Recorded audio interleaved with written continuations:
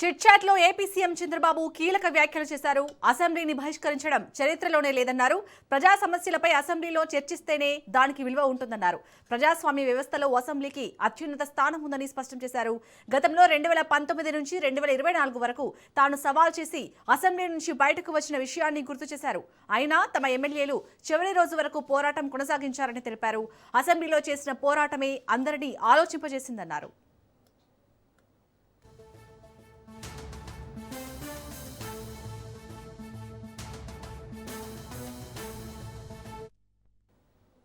వైసీపీపై చంద్రబాబు తీవ్ర స్థాయిలో విమర్శలు చేశారు.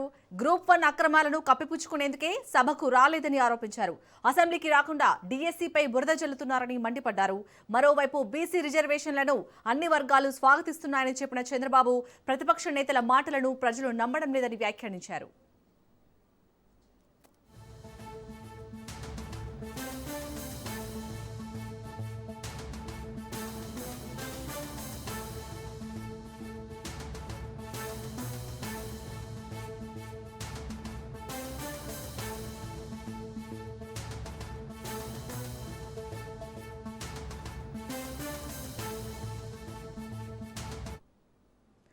చిట్ చాట్ లో ఏపీ సీఎం చంద్రబాబు కీలక వ్యాఖ్యలు చేశారు. అసెంబ్లీని బహిష్కరించడం చరిత్రలోనే లేదన్నారు. ప్రజా సమస్యలపై అసెంబ్లీలో చర్చిస్తేనే దానికి విలువ ఉంటుందన్నారు. ప్రజాస్వామ్య వ్యవస్థలో అసెంబ్లీకి అత్యున్నత స్థానం ఉందని గుర్తు చేశారు. గతంలో 2019 నుంచి 2024 వరకు తాను సవాల్ చేసి అసెంబ్లీ నుంచి బయటకు వచ్చిన విషయాన్ని ఆయన గుర్తు చేశారు. అయినా తమ ఎమ్మెల్యేలు చివరి రోజు వరకు పోరాటం కొనసాగించారని తెలిపారు. అసెంబ్లీలో చేసిన పోరాటమే అందరినీ ఆలోచింపచేసిందన్నారు.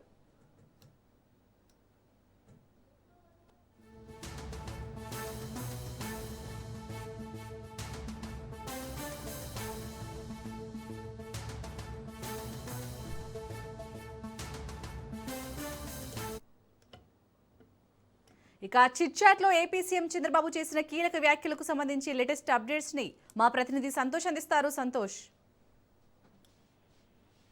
సీఎం చంద్రబాబు నాయుడు అసెంబ్లీ లాబీలో అయితే కనుక మీడియా ప్రతినిధులతో చిట్ చాట్ చేయడం జరుగుతోంది. ఈ నేపథ్యంలోనే వైసీపీ సంబంధించినటువంటి నాయకులు ఎమ్మెల్యేలు ఎన్నుకున్నటువంటి 11 మంది ఎమ్మెల్యేలు అయితే కనుక సభకి రావాలి, దేవాలయం లాంటి అసెంబ్లీకి వచ్చి ప్రజా సమస్యలపై మాట్లాడాల్సినటువంటి హుందాతనాన్ని కోల్పోయి బయట ఉంది ప్రెస్ మీట్లకు పరిమితం అవుతున్నటువంటి పరిస్థితిని అయితే కనుక సీఎం చంద్రబాబు నాయుడు మండిపడినటువంటి పరిస్థితి కూడా కనబడతా ఉంది. అయితే మరోవైపు ఈ గ్రూప్ 1 సంబంధించినటువంటి అక్రమాలు ఏవైతే ఉన్నాయో దాన్ని ఎప్పుడు ఆ జీవితంలోనే 50 ఏళ్ల జీవిత చరిత్రలోనే ఈ యొక్క సంబంధించినటువంటి అవకతవకలను ఎప్పుడు చూడలేదు. అదేవిధంగా 2019-24లో అనేక అక్రమాలకు పాల్పడ్డారంటూ కూడా సీఎం చంద్రబాబు నాయుడు మాట్లాడడం జరుగుతూ ఉంది. అదేవిధంగా ఏదైతే అసెంబ్లీ నుంచి గత ప్రభుత్వంలో అయితే కనుక వారు చేసినటువంటి అకృత్యాలకి, అదేవిధంగా వారు అవమానించినటువంటి దేవాలయం లాంటి అసెంబ్లీలో అవమానించినటువంటి నేపథ్యం నుంచి అయితే కనుక అసెంబ్లీ నుంచి బయటికి రావడం, అదేవిధంగా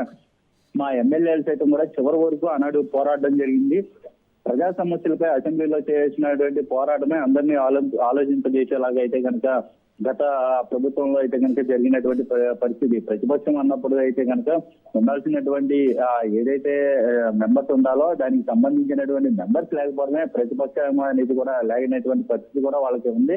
దానికి సంబంధించి గతంలో మేము ప్రతిపక్షంలో ఉన్నప్పుడు మీరు చేసినటువంటి అకృత్యాలపై అనేక విధాలుగా కూడా ప్రజా సమస్యలపై పోరాటం చేశాం కాబట్టి ఎన్నడూ లేని విధంగా అయితే కనుక గెలిచినటువంటి పరిస్థితులు కూడా కనబడిందంటూ కూడా చెప్తున్నారు. అదేవిధంగా సభకి రాకుండా బయట కూర్చొని డీఎస్సీపై బురద జల్లుతున్నటువంటి పరిస్థితిని కూడా సీఎం చంద్రబాబు నాయుడు ప్రస్తావించడం జరుగుతోంది. మరోవైపు ఏదైతే బీసీ రిజర్వేషన్ సైతం కూడా పునరుద్ధరించడం జరిగింది. గత ప్రభుత్వం అయితే కనుక బీసీలు వెన్నెముక అన్నటువంటి గత ప్రభుత్వం అయితే కనుక గత పాలకులు బీసీలని పట్టించుకోకుండా, అదేవిధంగా కోర్టులో కేసులో ఉన్నటువంటి పరిస్థితిని సైతం కూడా పట్టించుకోకుండా వారికి వెన్నుపోటుకు వచ్చారంటూ కూడా సీఎం చంద్రబాబు నాయుడు మండిపడడం జరుగుతోంది. ఏమైనప్పటికీ ఈ యొక్క చారిత్రక నిర్ణయాన్ని అయితే కనుక అన్ని వర్గాలు అయితే కనుక స్వాగతిస్తున్నాయంటూ కూడా సీఎం చంద్రబాబు నాయుడు చెప్పడం జరుగుతోంది. ఇటువంటి అన్ని పరిస్థితులపై కూడా ఈరోజు సీఎం చంద్రబాబు నాయుడు చర్చించడం జరుగుతోంది. ఏదేమైనప్పటికీ దేవాలయం లాంటి అసెంబ్లీకి అయితే కనుక ఎమ్మెల్యేలు అయితే రావాల్సిందంటూ కూడా వైసీపీ ఎమ్మెల్యేలు రావాలంటూ కూడా సీఎం చంద్రబాబు నాయుడు చెప్పడం జరుగుతోంది.